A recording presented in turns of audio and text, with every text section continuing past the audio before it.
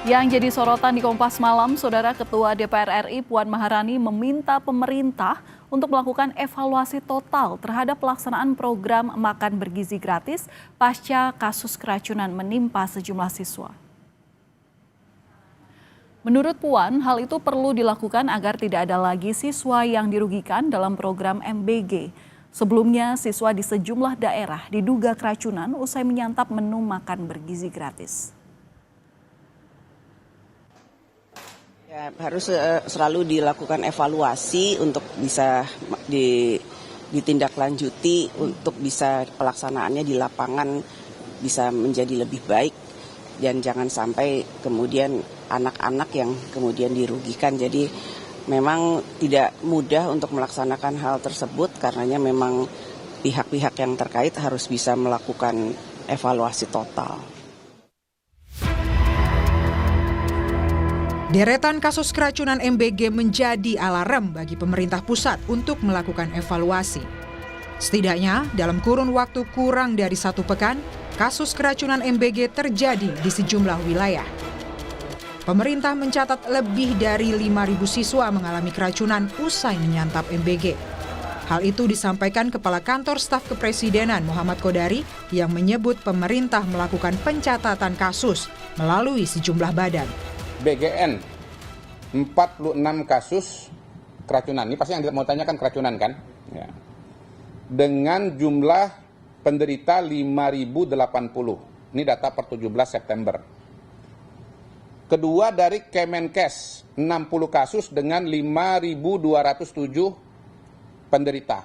Data 16 September. Kemudian BPOM 55 kasus dengan 5.320 penderita, data per 10 September 2025. Nah, tolong teman-teman jangan lihat beda angkanya, ya. Teman-teman jangan ngadu-ngadu nih antar KL ya, setuju ya? Tapi lihat bahwa masalah yang sama dicatat oleh 3 lembaga, bahkan oleh BGN sendiri. Kota Bau-Bau jadi salah satu lokasi kasus keracunan MBG. Kepala Badan Gizi Nasional menyatakan salah satu penyebabnya diduga karena pergantian pemasok bahan baku yang belum siap dan tidak memenuhi standar.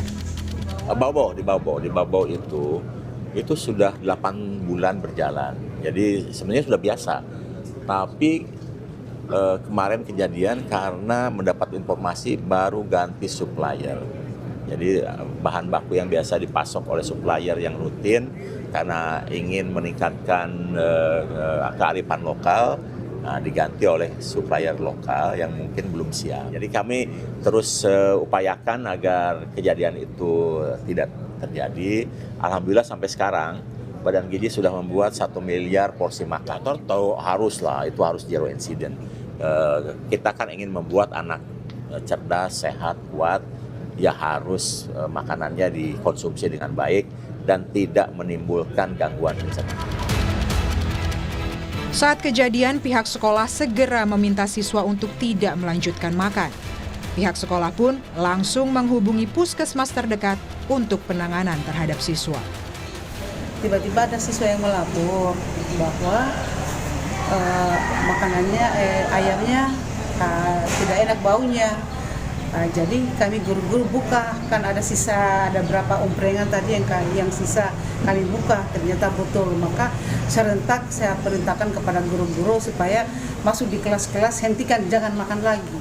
Seperti itu saja. Tapi ini sudah ada yang terlanjur makan, Bu? Ya, sudah ada yang terlanjur makan, sehingga yang terlanjur makan itu 1 jam kemudian mereka sudah merasa sakit perut. Maka kita evakuasi lah. Sementara untuk kasus keracunan di Garut, Jawa Barat, pihak kepolisian tengah menunggu hasil laboratorium dari sampel makanan yang dikonsumsi siswa. Polisi juga turut memeriksa sejumlah saksi untuk mendalami penyebab utama keracunan. Masih dalam penyelidikan, diduga dari MBG. Cuman kita masih menunggu hasil dari laboratorium. Saat ini sedang melakukan penyelidikan, memeriksa para saksi dan mengirimkan bekas makanan atau muntahan ke laboratorium. Wakil Menteri Kesehatan Dante Saxono Harbuwono telah memastikan sejumlah kasus siswa keracunan usai mengonsumsi makan bergizi gratis tengah diobservasi. Hal itu disampaikan Wamenkes saat meninjau pelaksanaan MBG di Boyolali pada pekan lalu. Ia meminta penerapan MBG perlu lebih teliti, yakni dengan menyajikan makanan yang higienis dan segar demi menjaga gizi para siswa. Jadi kadang-kadang ya masalahnya itu biasanya alergi, tapi kemudian diidentifikasi sebagai keracunan. Tapi kalaupun ada keracunan, kita sudah tidak lanjuti. Ada beberapa kasus di daerah yang diambil sampel makanannya oleh pihak kepolisian untuk mengidentifikasi apakah benar ini keracunan atau bukan. Mensesnek Prasetyo Hadi menyampaikan permintaan maaf akibat banyaknya kasus keracunan usai menyantap MBG.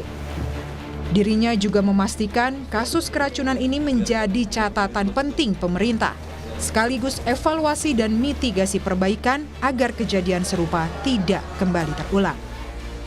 Pertama-tama tentunya kami atas nama pemerintah dan mewakili Badan Gizi Nasional memohon maaf karena telah terjadi kembali beberapa kasus di beberapa daerah yang tentu saja itu bukan sesuatu yang kita harapkan dan bukan suatu kesengajaan.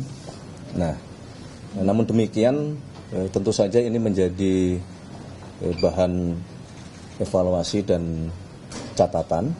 Kami telah berkoordinasi dengan BGN termasuk dengan pemerintah daerah untuk yang pertama adalah memastikan bahwa seluruh yang terdampak harus mendapatkan penanganan secepat mungkin dan sebaik-baiknya. Yang kedua tentu harus dilakukan upaya evaluasi termasuk mitigasi perbaikan supaya masalah-masalah seperti ini tidak terulang kembali. Anggota Komisi 9 dari fraksi PDI Perjuangan, Charles Honoris menyebut, pemerintah perlu memikirkan opsi lain untuk penyajian MBG. Pelibatan kantin sekolah dan komite sekolah dianggap bisa menjadi pilihan untuk penyajian MBG agar menghindari dapur SPPG yang tidak menerapkan SOP dengan ketat. Pemerintah harus memikirkan dan mempertimbangkan opsi lain, misalnya dengan melibatkan kantin sekolah. Idealnya makanan yang akan disajikan kepada anak-anak dipersiapkan oleh kantin atau dapur yang ada di sekolah tersebut, dengan melibatkan orang tua murid dan komite sekolah. Saya punya keyakinan bahwa orang tua murid pasti menginginkan yang terbaik bagi anak-anaknya, sehingga mereka pasti akan terlibat untuk memastikan apa yang disajikan merupakan yang terbaik. Pemerintah tetap menjalankan program makan bergizi gratis karena meyakini tujuan utamanya yakni meningkatkan gizi anak bangsa dan akan melakukan evaluasi terhadap pelaksanaan MBG agar kejadian serupa tidak terjadi lagi ke depannya. Tim Liputan, Kompas TV.